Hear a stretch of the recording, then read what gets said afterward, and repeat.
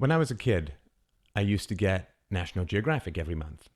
And like most boys, I immediately scanned its contents for Amazon boobies. This is how I learned what an essential technological advance the Wonder Bra really is. Scattered around these swinging boobs were strange stone statues that looked sort of like comic book characters. These pygmies would sometimes kneel and pray and chant and sing to them, which always made me smile. To them, it was a powerful and eternal god. To me, it was just, well, a giant stone cow.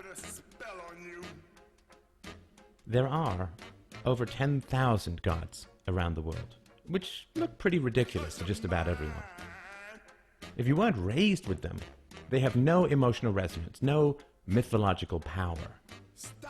They just look sort of like breakfast cereal cartoon characters gone wild. About 50 times a day, I am asked how we are going to stop using hierarchical violence to slowly destroy our world, our economy, and ourselves, and start building peaceful and voluntary solutions to complex social problems. The answer is very easy. Every moral evolution in history has been preceded by incomprehension and followed by incomprehension. Slavery, the subjugation of women and children, the denial of property rights, all seemed perfectly normal until they were vanquished. And afterwards, it is hard to believe that such evils ever existed at all. The same goes for a stateless society. It only looks impossible because a truly free and peaceful society has yet to be achieved. But once we get there, and we will, people will look back at governments as ridiculous, bloody, and evil hangovers from the primitive and drunken adolescence of our species.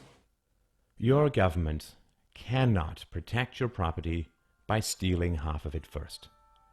It cannot protect your life by threatening you with endless violent edicts. It cannot protect your money by forcing you to use a currency that it counterfeits at will. It cannot protect your children by sealing them up in 18th century mental prisons for years while selling their futures off to the highest bidder. Foreign gods always look silly. And statism is just another religion. Statism has its churches, its symbols, its deities, its rewards and punishments. And it relies on the control and abuse of children. The parallels are obvious and endless. So how do we end statism? Well, exactly the same way that we end religion. By revealing it as just another giant stone cow. If you don't grow up kneeling beneath the grim shadow of some foreign god, it looks ridiculous and so has no power over you. If you don't grow up speaking Esperanto, it just sounds like gibberish. To save the world, to free the world, to end war and imprisonment and abuse and torture and indoctrination and enslavement, and the taxes and debts that enable all such evils, we need to stop teaching our children the language of the state. If we raise our children without aggression, without raising our voices, without raising our hands, without bullying, without control, without punishment and manipulation, with gentleness and firmness and love, they will never fear authority. They will never submit to a brutal hierarchy. And they will never accept the moral authority of those who call themselves the state. Our children will clearly see the evil foolishness of institutional violence because it will come as a shock and a surprise to them, instead of, as is so often the case now, an inevitable extension of how they are raised. Violence is a language we must unlearn. The only path to a peaceful future is to never teach our children that language to begin with.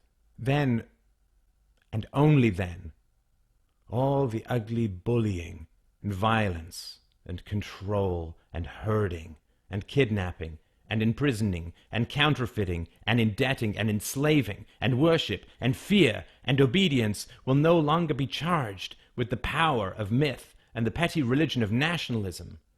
The state will just be revealed as a silly superstition, a comic book god, a primitive hangover, nothing to be worshipped or obeyed or revered or even feared. Just an old and dangerous toy we have outgrown.